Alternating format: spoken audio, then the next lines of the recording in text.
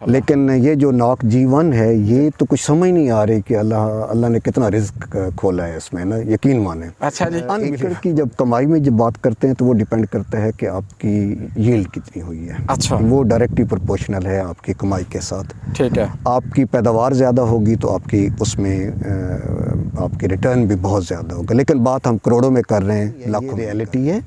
इस रियलिटी को ज़रूर अपनाएं, बेशक छोटे लेवल से ट्राई करके उसको देख, लेकिन आएँ ज़रूर, इसको ज़रूर चेक करें। अस्सलाम वालेकुम जी वालेकुम अस्सलाम। सर, कैसे हैं आप? अल्लाह का शुक्र है जी, अल्हम्दुलिल्लाह। आप सुनाएं, आप कैसे हैं? अल्हम्दुलिल्लाह। सर, नाजरीन को अपना और अपनी फार्मिंग का थोड़ा सा तारुफ करवा दीजिए।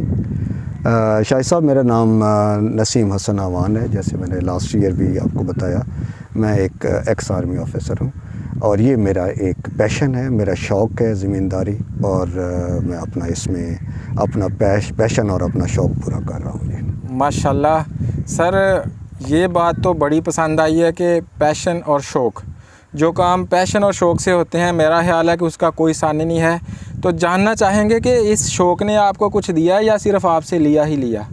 नहीं शाहिद साहब, अल्हम्दुलिल्लाह अल्लाह ने बहुत अता फरमाया। पहली बात तो मैं बताऊं कि जो नॉर्मल ज़मींदारी है, जो आप ट्रेडिशनल क्रॉप्स लगाते हैं, तो उसमें भी अल्लाह ने बड़ा रिस्क दिया है माशाल्लाह। लेकिन ये जो नॉक G1 है, ये तो कुछ समझ नहीं आ रही कि अल्लाह ने कितना रिस्क खोला है इसमें ना, यकीन माने। अच्छा जी। अनबिलीवेबल। मैंने जैसे हम बातें भी कर रहे थे तो मैं यही बता रहा था कि नीचे जब कमेंट्स पढ़े ना तो बड़ा हैरानगी होती है। कई दोस्त कहते हैं कि ये हवा में मार रहे हैं, ये कैसे हो सकता है, ये कैसे हो सकता है। ऐसी बात नहीं है, ये रियलिटी है।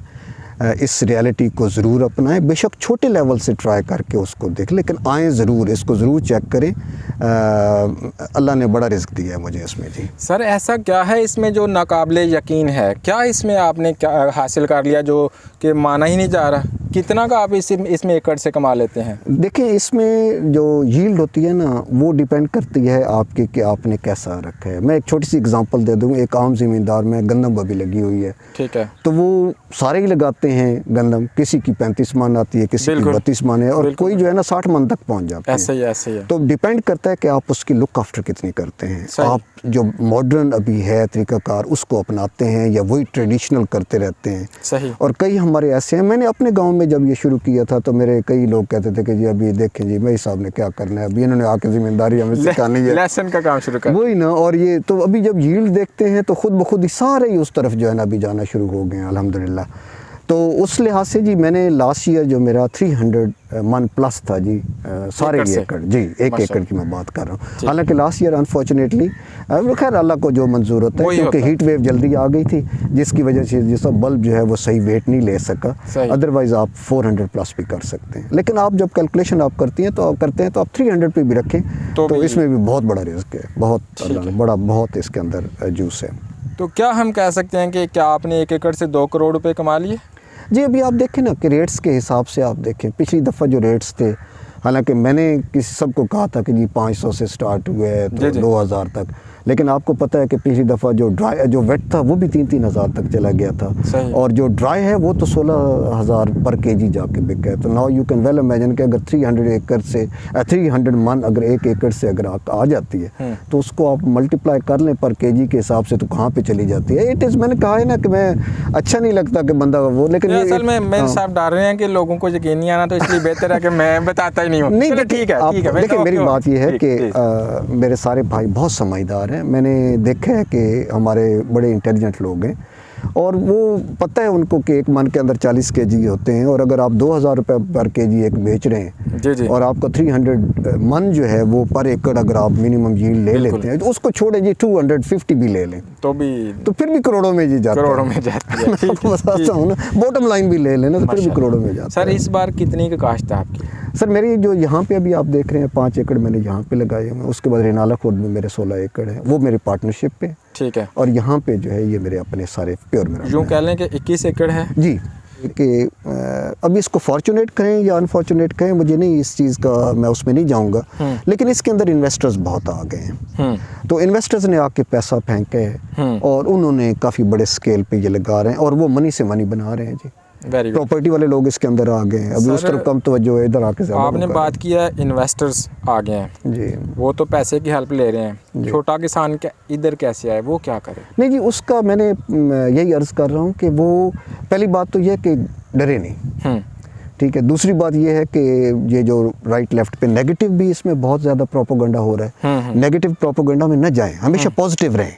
ठीक है, आप सोचें छोटे स्केल से शुरू कर लें ना, छोटे से मुराद यानी कनाल 10 एक कनाल का लगा लें, 10 कर ले मरले पे लगा लें, बीज बना लें, अगले साल लगा लेंगे उससे मेरे पिछली दफ़ा आपको मैं बताऊं कि बहुत सारे ऐसे लोग हैं, मैंने जो मेरी नेचर है वो मैं सिर्फ ये नहीं है कि जो बड़े वाले लोग थे, मेरे पास बहुत सारे लोग सिंध से भी जो हैं काफ़ी, जिनकी हज़ारों एकड़ ज़मीन है, उन्होंने मेरे साथ ये जो जायके की बात कर रहे हैं ये वो कर रहे हैं जिन्होंने लिया ही नहीं है और जो लगाना ही नहीं चाहते, दे आर ऑलवेज नेगेटिव। हमें आपके एक फार्मर मिले थे शेखपुरा में, वो फरमाने लगे कि ये वो लोग हैं जिन्होंने ना देखा है, ना खाया है, ना सुना है, और ये कह रहे हैं कि इसका जायका नहीं है। Exactly. खाएंगे तो जायके का पता चलेगा ना। हमारे यहाँ जो है ना जी मेंटालिटी वो बड़ी अजीब सी है, हमने कोई चीज़ की नहीं होती लेकिन उसके ऊपर तबसरे ऐसे कर रहे होते हैं जैसे हम मास्टर हैं उसके ना, ये अनफॉर्चुनेट है। लेकिन मैं कहूँगा कि जाके देख लें ना, चख लें, ठीक है ना जी, उसको बनाएं, उसको उसकी जो है ना वो हांडी में भी डालें, उसको वैसे खा के देखें, आपको कोई फ़र्क नहीं महसूस। तो अगर आपका 300 मन 1 एकड़ दे रहा है, तो अगर आप 100 रुपये पर केजी भी बेचें मंडियों में भी, जो कि बाद में ये जाएगा मंडियों में, उस वक्त भी ये 12 लाख रुपए पर एकड़ का बिकता है। तो आप मुझे बताएं कौन सा एकड़ है जो आपको 12 लाख देगा? मंडियों में भी चला जाएगा जब 4-5 साल बाद। अभी तक तो इसके चांसेस नहीं है जी मंडियों में जाने की जल्दी। अभी तो ये सीड वाले लोग परचेज, ये सारे सीड वाले लोग परचेज कर रहे हैं और उसी वजह से जो है ना ये, क्योंकि इसकी डिमांड बहुत ज़्यादा है। लेकिन इसको ज़रूर ट्राई करें, मैं अपने जितने भी ज़मींदार भाई हैं, आप इसको ज़रूर ट्राई करें, लेकिन जब ट्राई करते हैं तो उसमें ज़िम्मेदारी का भी पूरा करें, वो आप अपना बेबी समझ के उसको जो है ना वो ग्रो करें। तब आप किसी चीज़ को भी आप करेंगे ना, जब तक आप खुद उसके ऊपर नहीं तवज्जो देंगे और किसी और के ऊपर छोड़ देंगे तो फिर वो बात नहीं बनेगी। सही हो गया। अच्छा मेजर साहब, पिछले साल सुनने में आया, इस साल भी वो लोग एक्टिव हैं, मैंने सुना है कि लोगों को जीवन के नाम पे कुछ और किस्म के सीड्स प्रोवाइड कर दिए गए हैं और बाद में जिन लोगों ने ख़रीदे हैं उनसे कोई ख़रीदता नहीं है। तो नंबर 1 तो ये बताएं कि वो पहचान कैसे करें, इनसे कैसे बचें? देखिए, पहली बात तो ये है कि आप इसको फ्रेश वेट लें, ठीक है, गीला जो है जिसको हम कहते हैं वो लें। दूसरी बात ये है कि आप उनकी ज़मीनों पे जाएं, खुद जाके देखें, अपने साथ अच्छा समझदार आदमी लेके जाएं। इसके अंदर बहुत 2 नंबर हो रहा है, आप बहुत केयरफुल रहें। लोगों के साथ बहुत सारे फ्रॉड हुए हैं, लेकिन वो फ्रॉड उस वक़्त आप उस फ्रॉड में आते हैं जब आप सस्ती चीज़ लेने की कोशिश करते हैं, उस वक़्त वो लोग आपकी इस बात से फ़ायदा उठाते हैं। सही। मिसाल के तौर पे एक बंदा मिस्टर एक्स के पास जाता है, वो कहता है जी मैं इसको जो है ना 2200 रुपये पर केजी दूंगा। अच्छा। और दूसरा बंदा कहता है जी मैं आपको 1500 रुपये पर केजी दूँ। आप कहते हैं यार ये वाला बंदा ठीक है, लेकिन आपको ये पता नहीं है कि यार इसके अंदर ये जेन्युइन नहीं है और यहाँ से मुझे जो है ना ये नकली बीज मिलेगा, लेकिन आप इस पर खुश होते हैं कि मैंने 500 रुपये बचा। यार बीज थोड़ा ले लो लेकिन लो क्वालिटी वाला, पैसे थोड़े से ज़्यादा दे दो, लेकिन है पीस ऑफ माइंड कि जी मेरे पास सही बीज आया है और जिस बंदे से मैं लेके आया हूँ बीज, वो बंदा वहाँ पे बैठा हुआ है, कोई भी एतराज़ होगा तो वो बंदा इस चीज़ का रिस्पॉन्सिबल होगा।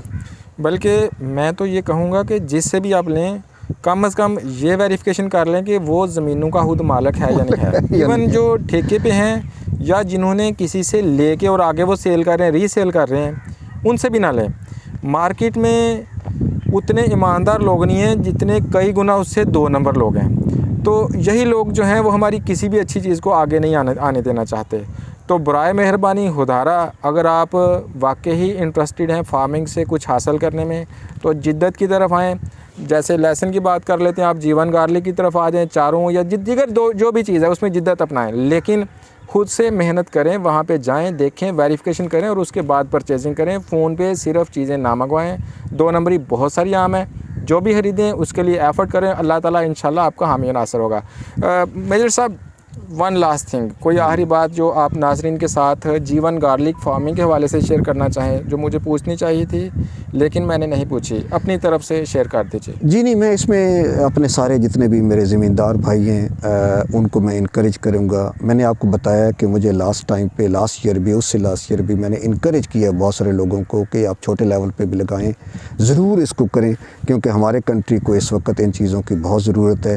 यार मैं पूरी उम्र सर्विसेज में रहा हूँ, अगर मैं ये कर सकता हूँ तो आप लोग क्यों नहीं कर सकते हो। और मेरा एड्रेस जो है जी ये चीचे वतनी कसोवाल, और इसके साथ कसवाल के साथ ये एक गांव है 103-12L। नॉर्मली ये मलकों वाला भी कहा जाता है या आमानों वाला गांव कहा जाता है, क्योंकि हमारे सारे ये आमान फैमिली के इधर रहते हैं जी। 103-12L कसवाल, तहसील चीचे वतनी जी। जी सर, बहुत शुक्रिया। अस्सलाम वालेकुम। No problem, thank you very much, बहुत शुक्रिया।